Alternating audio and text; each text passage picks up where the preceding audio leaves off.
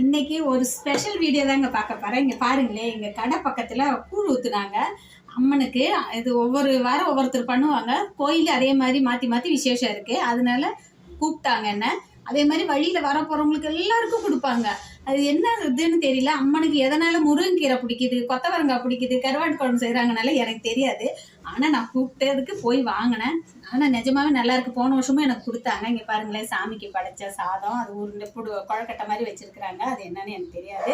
அப்புறம் முருங்கீரை பொரியல், கொத்தவரங்காய் பொரியல், அப்புறம் கருவாட்டு குழம்பு, கூழுங்க. நிறைய கொடுத்தாங்க கூழ். ஆனால் எப்படி இது என்னன்றதெல்லாம் எனக்கு தெரியல. கூழில் வந்து சின்ன வெங்காயம், தயிர், இது நம்ம உப்பு எல்லாம் போட்டு கலந்து எல்லாம் கொடுக்குறாங்க. நல்லா இருக்குது உப்பு காரதுவா.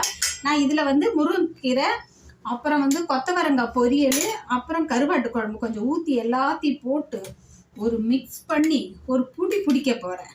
இது எதனால அம்மனுக்கு வந்து இந்த மாதிரி முருங்கீரை கொத்தவரங்காய்லாம் படைக்கிறாங்கன்னு யாருக்காச்சும் தெரிஞ்ச கமெண்ட்ஸில் சொல்லுங்கள். எனக்கு அதை பற்றி தெரியாது. ஓகேங்களா? குடிச்சு பார்த்து எப்படின்னு சொல்கிறேன்.